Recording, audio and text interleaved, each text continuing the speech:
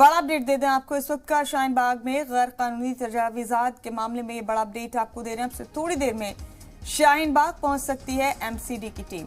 बता दें आपको कि थोड़ी देर पहले खबर आई थी कि आज इस कार्रवाई को टाला जा सकता है क्योंकि पुलिस फोर्स नाकाफी थी और इसी के चलते इस कार्रवाई को टाला जा रहा था। लेकिन अब बड़ा अपडेट फिर से मिल रहा है कि थोड़ी देर में शाहीन बाग पहुंच सकती है एमसीडी की टीम। शाहीन बाग में मकामी काउंसलर वाजिद अली अपने हामियों के साथ मौजूद हैं। शाहीन बाग में आज एक भी शोरूम नहीं खुला है और सवाल अभी भी कायम है, क्या शाहीन बाग में आज तजावुजात हटाए जाने की कार्रवाई की जाएगी। तो शाहीन बाग में, दिल्ली के शाहीन बाग में तजावुजात हटाए जाने को लेकर क्या आज अमल किया जाएगा।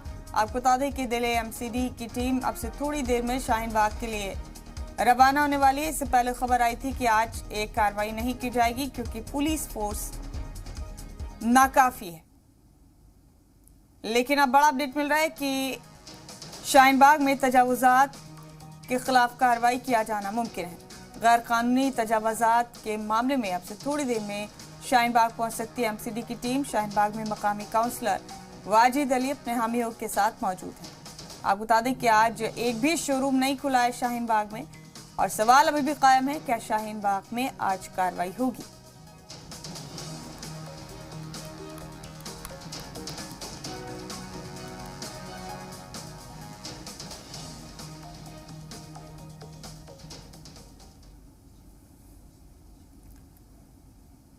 शाहीन बाग में गैर कानूनी तजावुजात के मामले में अब से थोड़ी देर में एमसीडी की टीम यहां पहुंचने वाली है।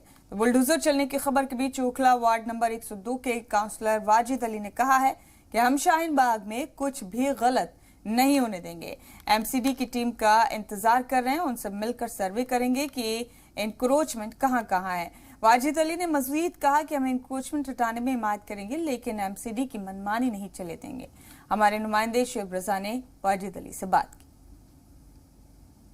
वाजिद हमारे साथ मौजूद है। वाजिद भाई, ये बताएं कि क्या जानकारी आपको दी गई है, आप काउंसलर इलाके के, क्या जानकारी एमसीडी की तरफ से या पुलिस की तरफ से? एमसीडी थाने में आ चुकी है लेकिन यहाँ पे इंक्रोचमेंट है नहीं। सर्वे किया एमसीडी ने, यहाँ पे किसी भी तरह का इंक्रोचमेंट है नहीं और दिल्ली पुलिस ने भी सर्वे किया, दिल्ली पुलिस भी सर्वे कर चुकी है, तो इंक्रोचमेंट किसी तरह का है नहीं। इसी वजह से यहाँ पे आज एमसीडी कोई कार्रवाई नहीं, मुझे नहीं लगता कि दिल्ली पुलिस फोर्स देगी क्योंकि इंक्रोचमेंट यहाँ किसी तरह का है नहीं। एक चीज़, दूसरी चीज़, एमसीडी के आला अधिकारियों से पता करने के लिए मैं भी यहाँ खड़ा हूँ कि उनके पास क्या रोड मैप है, रोड पे इंक्रोचमेंट किस तरह का किया हुआ है, वो यहाँ कैसा इंक्रोचमेंट है जो दिखाना चाहते हैं। ये जो सीढ़ियाँ बनी हुई हैं इसे इंक्रोचमेंट कह रहे हैं वो, ये इनकी अपनी प्राइवेट प्रॉपर्टी है। ये पिलर देखिए, ये इनके अपनी प्राइवेट प्रॉपर्टी है और प्राइवेट प्रॉपर्टी में सीढ़ी निकालना कोई गलत नहीं है। प्राइवेट प्रॉपर्टी में सीढ़ियाँ निकालते हैं लोग। ये दुकानें हैं किन लोगों की? ये दुकान यहीं के लोग हैं, सब आसपास के, और शोरूम है तमाम, ये देखिए सब शोरूम है यहीं के आसपास के लोगों के हैं सब। अभी क्या 2 बार क्योंकि पुलिस नहीं मिल पाई है तब भी आप लोगों से कोई संपर्क? देखिए मैं आपको बताऊं, इंक्रोचमेंट के लिए 50 लेटर मैंने लिखे एमसीडी को